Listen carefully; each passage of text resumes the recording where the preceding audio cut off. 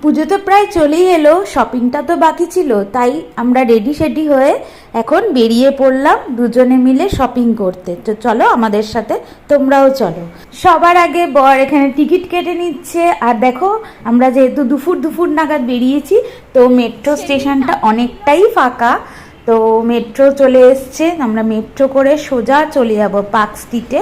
তোমরা হয়তো ভাবছো আমি পার্ক স্ট্রিট কেন বলছি, কারণ পার্ক স্ট্রিটেই তো অনেক রকম জায়গা আছে, যেমন বাজার কলকাতা রয়েছে, জুডিও রয়েছে, তারপরে কিছুটা দূরে স্প্ল্যানেড রয়েছে।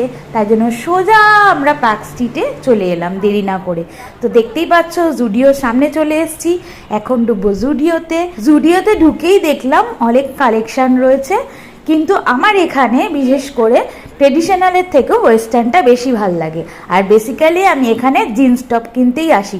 দেখতেই পাচ্ছ আমি পরে নিয়েছি একটা সেট। তো প্রথম সেটটার থেকে দ্বিতীয় সেটটা অতটা ভাল লাগছিল না, কিন্তু তবুও আমি মোটামুটি আমার এগুলো পছন্দ হয়েছে, তো নিয়ে নিয়েছি। নিয়ে সোজা চলে গেছি বিল করতে। বিল টিল করে তো বেরিয়েছি।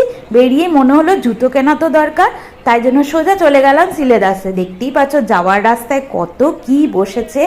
এটাই হচ্ছে পুজোর মজা। যতই অনলাইন শপিং হোক না কেন, পুজোর সময় স্ট্রিট শপিংয়ের আলাদাই মজা। তো আমরা সোজা চলে গেলাম সিলেদাসের কাছে। তো যেহেতু বললাম তোমাদের আমি দুপুর বেরিয়েছি, তো তার জন্য একটু ফাঁকা ছিল। দেখেছো, হাত কিন্তু ছাড়া যাবে না শপিং করতে বেরিয়ে। যাই হোক, সিলেদাসে ঢুকেই তো আমার মাথায় হাত। দেখছি ভিড় এত, পাই রাখা যাচ্ছে না। তবুও এক কোণা দিয়ে বসে গেলাম জুতো সিলেক্ট করতে, কিন্তু আমি খুব কনফিউজ ছিলাম এই দুটো কালারের মধ্যে। তোমরাই বলো আমার পায়ে কোনটা মানাচ্ছে, আমি তো খুব কনফিউজ ছিলাম। যাই হোক, জুতো একটা সিলেক্ট করে আমি বরকে বললাম একটু বসে নি, নাহলে আমি পারছি না। আর বর তো সোজা আমার জুতোটা নিয়ে চলে গেছে বিলিং করতে, আর আমি দেখো এখানে ফ্লন্ট করছি জুতো নিয়ে। তোমাদের এক নজর দেখিয়ে দিচ্ছি বিলিংয়ের জায়গাটা। দেখতে পাচ্ছ কি ভিড়, ওই যে আমার বর ওখানে বিলিং করছে। দুজনের তো জুতো কেনা কমপ্লিট হলো, এইবার সোজা বাইরে যাওয়ার পালা। বাইরে যেতে গিয়ে আমাদের যুদ্ধ করে যেতে হয়েছে। বিল ঠিল দেখিয়ে যখন বাইরে বেরাবো, তখন তো আমাদের মাথায় হাত। দেখি ঝোড়ো হাওয়া সমেত বৃষ্টি পড়ছে। তো কি করব, কিছুক্ষণ দাঁড়িয়ে সোজা বাড়ি চলে এলাম। বাড়ি আসার পথে রাস্তায় একটা মেলা বসেছিল, বলেছিলাম যে চল একটু মেলাটা ঘুরে আসি।